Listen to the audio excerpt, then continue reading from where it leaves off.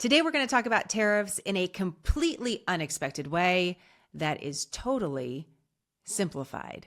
I'm Jenna, and this is Smarter News.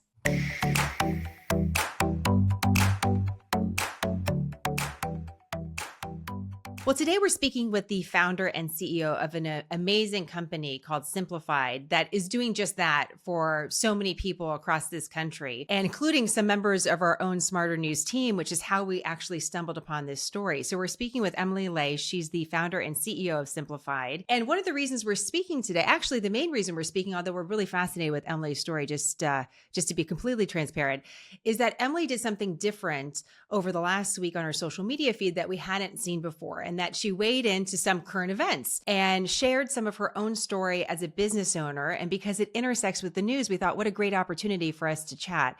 And what she was tackling is this topic of tariffs. So now you have a little bit of a setup. Emily, it's great to see you. It is really exciting to speak to you. We do use your planners and your organizers and all sorts of things, and highly recommend them to anyone out there that's looking to simplify their life and get more organized. But talk to me a little bit, because you've been in this business for some time, 16 years. So tell me a little bit, how did you start Simplified? Where did the idea even come from? Yeah, well, first, thank you so much for having me. I'm such a fan, and I think the work you guys do is so fantastic and important. I started Simplified 16 years ago when Etsy was new. There was no Instagram. It was kind of a different world. I was really looking for a way to make some additional income for our family, and I had a bit of a creative itch, and so started selling greeting cards and stationery on Etsy, and that grew over the years into organizational tools and planners. The Simplified Planner, which is our cornerstone product, was created as a first of its kind daily planner back, oh my gosh, maybe 2012, 2011, right after my son was born. I was looking for something that was really simple and couldn't find it. And so from there, it's grown into this incredible team of 9 women. We have products in Target and Walmart and big stores, and we sell online as well. But we are being really heavily impacted by the tariffs. And it's a privilege to be able to come on here and share some really interesting facts about ways that these are impacting small businesses like ours across the country. Yeah, we were talking earlier about that, about how, especially when it comes to the news, that oftentimes the loudest voices, the biggest platforms or the biggest microphones get the most time. Yes. But really, these stories affect so many different businesses of so many different sizes. So first of all, why did you feel compelled? Because you could have just felt one way about this sort of behind the scenes. Mm-hmm. And not said anything publicly about, hey, these tariffs are actually impacting us. And by the way, we'll get to the specifics in a second. Why did you feel compelled to even say anything publicly about it? We started paying tariffs back in 2017, and for a long time, we didn't say anything. We tried to absorb it. We thought they would go away. We felt like it was maybe just a wave we needed to ride and, get to the other side. When I started, when we started learning that our tariffs were going to increase, what was a painful situation became an impossible situation. And as someone who's very active on social media and has friends and family all over the political spectrum, I started hearing conversations and reading things about what people assumed the tariffs were doing to small businesses and assumed, who was paying these tariffs. Eventually, I just decided I couldn't stay quiet about the reality of the checks that I have signed, that I have paid, and the more than $1 million that has gone to the federal government and with these hidden taxes, if you will, straight from what could have been salaries for American jobs and investments and growth and dollars going into the community with philanthropic work that we do. It honestly just felt like it was time to say something. And I felt like it was my responsibility as a small business owner, a woman-owned business, a debt-free business, a women-run business, to put it out there. And it's been interesting. There's been a lot of people who didn't know the reality. Yes, and I'm sure a lot of reaction, including, this is part of the reason why we're speaking today. So let me just ask you a couple simple questions. First of all, how big is your team at Simplified? Yeah, we are 9 women. We have a relatively small team for what we do. We work with a couple of incredible partners who help us with licensing and with wholesale and that sort of thing. But there are just 9 of us running this And company. so a team, but that's also important that we know that there's a lot of people that are involved, a lot of people that have their hands kind of wrapped around your Yeah. business, helping to support it. Hmm. How many products would you say, if you could estimate, like how many products have you kind of produced Oh, over, let's just say a year, or what would be your typical offering of how many products? that's a great question. Hundreds. We Hmm. have hundreds of SKUs. We actually even created our own 3PL warehouse company to serve Simplified and businesses like it. But yes, hundreds of products, and each year we are creating new products to launch out into the world as well. So it's a growing catalog of SKUs for sure. And really deep appreciation for that, having started my own business as well. Yeah, Entrepreneurship can be really lonely. it And there's a can lot of, be. It there can can be, be. I'm not projecting here, but there's a lot of challenges just to Yeah. be able to establish the business that you have. I know you're not a public company, so, don't announce, revenue or profits or all those things, but you did say you spent more than $1 million. Is that correct, on tariffs? Is Yeah. that since 2017? Yeah, we are a multi-million dollar company. Each year we are paying hundreds of thousands of dollars in tariffs. Since 2017, we have paid approximately $1,170,000 in tariffs, and our tariffs have gone from 25% now within the last few weeks to 45%. So we're projecting about $350,000 this year that we will have And, to pay. Okay. And so the big, when we're looking big picture on tariffs, we've talked about 3 different countries in the news. We've talked about Mexico, Canada, and China. And China is the only country so far, and I say this with some hesitancy because the news is changing so quickly, Yeah. that some new tariffs have gone into effect over the last several weeks. So are your main partners in China? They are. The vast majority of what we make in China with fantastic partners that we've worked with for years. And we made the decision to start creating our products overseas after manufacturing our first planner in the United States. It was a much different quality planner. Didn't have all the bells and whistles that these have, but it cost us $38 a unit to create, and that was back in 2012 here in the United States. So we truly just did not have the infrastructure in the United States. I have spent years trying to find a way to make our product here. I'm a big proponent of American manufacturing, but we don't have the supply chain. We do not have the infrastructure to do what we do anywhere but where we're doing it. And so just to kind of bring it full circle, if you were to have to make your planner here, let's just use the $38, even though we know that's from 2012 and there's been all Yeah. sorts of inflation, how would Yeah. that have impacted your company and your ability to grow? We would have had to. So the strategy we have for pricing is create a product for 25% of what you will sell it for retail. That's what we aim for. And then we're able to sell wholesale to retailers for 50% of retail. If we were to have made them here for $38, the product would be about $160 at retail. And that is not a price a market can sustain for a planner.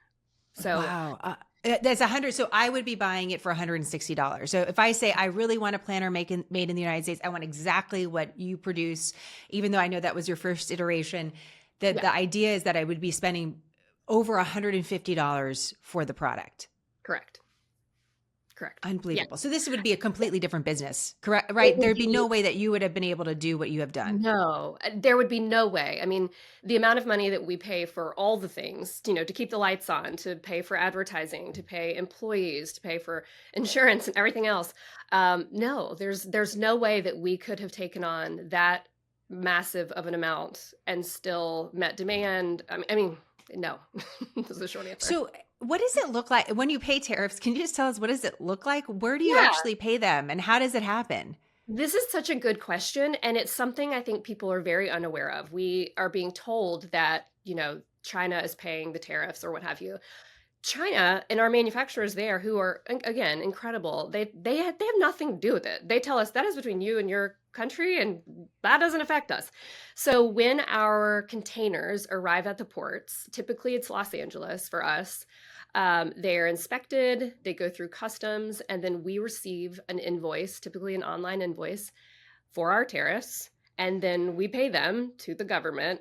and then our products are released and they're able to go to our warehouse. So there is no other country involved in the paying of the tariffs. It is between us and the government. So, what have the last couple weeks been like? Have you got received bigger bills when you get those invoices? What is that like in a practical sense? In a practical sense, we're waiting on them. Our products, we typically create everything all at once. And so we have like 1 to 2 big shipments that come in. Our next big shipments that will come in are yet to get here. So we know what they're going to cost, but we've yet to pay them. But what it looks like, tactically, is I'm having to go from a 25% tariff that was painful to a 45% tariff that's literally impossible. And I'm trying to decide where I'm going to pull that $350,000 I'm about to have to pay from. Is it going to come from salaries? Is it going to come from, growth? That this was supposed to be our year that we were going to have exponential growth. We had so many big things planned. And now that this has happened, we're looking at how do we survive it versus how do we continue to grow the way we've been growing in the last few years. And so that could be taking money away from potential new hires, Oh, yeah. potential events that you could have. So things that are really coming into the U.S. economy and New giving back product. to the U.S. economy, new Oh, yeah. products, New all the product, new things. growth opportunities. I mean, there were so many things that we wanted to spend that money on, and now it's going to go to tariffs. And then there's also the idea of what do you increase your prices on your products? We have done that a little bit over the last few years to a point where we feel like we've reached the cap. But we're going to see across all industries that are impacted by this, the costs going up to the customers, and those tariffs are going to end up being passed on somehow to customers, and so we're going to start feeling it all personally as well. Have you given any additional research just recently because of what's been going on to trying to produce your products or a few of them in the United States? Yes, we have. Actually, I've spent years and years since the tariffs first started trying to find opportunities domestically or in other countries that are not impacted by tariffs. And so we have looked at lots of them. We have researched and interviewed and sampled countless manufacturers here. But here's the kicker. The product that we make, the Simplified planner, I wish I had one I could hold up and show you. It has gold corners. It has gold binding. It comes in a very beautiful box. It has pockets and stickers and all of, these beautiful components. In China, the way that it works is every district is kind of like a neighborhood. And so you have the plant or the manufacturing facility that does the binding. And then next door, you have the color printing. And then you have the packaging and you have the gold corners and all of that. That is an infrastructure that takes millions of dollars and years to put together. We don't have that here. So even if I was going to manufacture here in the United States, we would have to lose some of those components because they simply don't exist here, or they don't exist, within that supply chain for efficiency, to have all the things done at once. And so, no, I mean, unfortunately, I have yet to find something that is cost effective, time efficient, and up to the quality standards that we currently have. Well, and I actually had my first simplified planner this year. You don't know Yeah. this, by the way, but I did purchase one. It is beautiful. It is really You. great quality, Hmm. and it does look different, which is Yeah. why some of our colleagues here at Smart News have been simplified fans for years. I'm thinking as you're talking, my husband grew up in a very rural area of East Texas, and there Yeah. used to be these huge pine plantations there. And Yeah. obviously pine plantations that were being used to make paper products and things like that. And that whole industry has completely changed. So when you think about paper products specifically, how that would be done here, what does that look like? Right. I'm sure it's a bit of a puzzle. On what we've heard from this administration and from those that say we should consider these tariffs is the following, and I'm going to sort of summarize here. There can be short-term disruptions, but this is going to be a reset that's needed for the American economy and for American businesses because it hasn't been fair. We want you as a business owner to have access to other markets, and it needs to be reciprocal. That's one of the reasons, and also we need to kind of reset the US economy. And so this disturbance that we're feeling now, which could be higher prices, could be an effect on a business like yours, long term is going to be better for your business or better for future generations to have a more even playing field for more products to actually be made or incentivized to be made in America, and for us all to have a better economy than what we have right now. When you hear those arguments, because I'm sure they hit you different than others, Yeah. what do you think about? Show me where the investment is being made in the United States to create the infrastructure for us to have the option to make here. If we're being told, okay, either make it over there and pay the tariffs or versus make it here and maybe, end up paying more or whatever, great. Where? Where is the infrastructure? Where is the work being done on supply chain? You know, there is not any investment that I have seen being made in a solution for this problem other than forcing us to pay all of this money and stunt our growth. It's, to me, as a woman, as an entrepreneur, I mean, we are debt free, woman owned, woman run. It truly is terrifying to think that businesses like ours, and hopefully not ours, are going to absolutely go under because of these things. So, yes, I have heard all of those arguments, and I think that is the idea of having American manufacturing is beautiful, and I truly hope that we do have that option one day. But show me how we're going to get there, other than just continually taxing these businesses that will not survive it. I mean, we're absolutely caught in the crossfires of this trade war, and businesses like ours are going to go under. I haven't heard anyone say it that directly. And I Yeah, appreciate you sharing that because I'm sure that's hard to say out loud. And it gives us an idea of the stakes. What are the stakes yeah, here? What are yeah, actually at play? And so I yeah. think that's so important. How do you plan, Emily? Like, how are you looking at the next, couple months? Um, yeah, it's a good question. I'm we, I'm I'm asking you to get out one of your planners. I didn't yeah, realize, no yeah. pun intended, Emily, but that's right. No, That's right. you The know, whole thing is about. I'm glad that you asked that because long-term planning and short-term planning is important to me. It's kind of how I run my life, and my husband and I co-own 7 product-based businesses. So there was a whole other conversation about all of how these are being impacted. But, looking at long-term planning and investments and, making decisions for growth and hiring and what we're going to do, it right now, it's impossible. It's, when there's chaos happening around you and things changing on a dime, and one day it's this percentage, the next day it's that percentage, they're on, they're off, it's impossible. And so what we are doing tactically, and personally have had these conversations with friends as well, as we're tightening the purse strings. We are not looking to make big growth decisions. We're not looking to make um, big investments that we had originally planned for this year. Um, right now, we're just going to try to survive it, and hopefully mm, not lose, the good growth that we've had over the last few years. It's scary. It's truly scary. And as someone who I love a plan. I need a plan. I don't have a plan right now. We're just going to try to survive it and get to the other side of it. I'm a natural optimist at heart. And so I'm just believing that things will fall into place and we will get through it. I Well, think that's the only way forward right now. one of the other reasons it's really helpful to hear from you is it gives us inspiration and motivation too, Yeah. to help support a business like yours. So I think Yeah. that's important. And if anyone wants to look for a good planner, organizer, new cookbook, by the way, going to put some link. We're going to put the links in the, put all Thank the links in the you. caption, as they say, Emily. Okay, quick. We're going to finish on an optimistic note because I do Yeah. like to ask people this, especially when they're helping us all live a little smarter. We're doing smarter Yeah. news, but folks like you are helping us in so many ways. For someone that could be disorganized. I feel like this is a confession. For slightly disorganized, wants to be better at organization, wants to be better at planning. Is there one simple thing that we could do this week that could just give us a little bit of a leg up? Yeah. Um, so whenever I get really overwhelmed, and it happens often because I got my hand in a lot of things and I have 3 kids and I'm all over the place.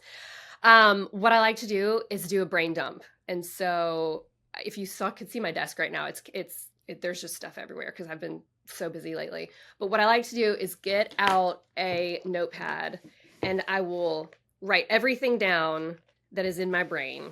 And that could be get the oil changed in the car, make sure you have the kids' costume for the school play ready, whatever. The make a dentist appointment. Get everything onto a piece of paper and out of your head. And for me, organizationally, that's helpful because then I have a to-do list and I can, take one thing at a time. Mentally, with so much going on in the world, I love that I have it down on a piece of paper because every time I pick this thing up, I see bad news and scary news, and I don't want it right now. Mentally, I just need to take care of my people and my things. And so I think that tactically is a really great exercise. I also think in times like this, where there's big and scary things happening, we have to, as women, as people, lift each other up, be a light in the darkness, be a positive, positive place. Joy and lightness and friendship and art and all of those things matter. And so let's not lose sight of what's really important with all of these fires happening around us. When you guys reached out to me, I was so touched and honored to come on here because, again, it's just another example of you shining a light on someone, giving someone a voice in a time like this. So I think we just continue to do things like that. What great, great advice. I also want to put out that I did go to the dentist this week and forget about a costume for my kids at Western Day for school. So this is, we got the notebook is here and ready. I love it. I'm like, here we are. All right. Yeah. It's been wonderful to connect. Thank you for taking the time to really personalize this story. It matters. And I feel a lot smarter on the topic already. So Emily, it's great to have met and look forward to keeping in touch. Thank you so much for having me. I appreciate it.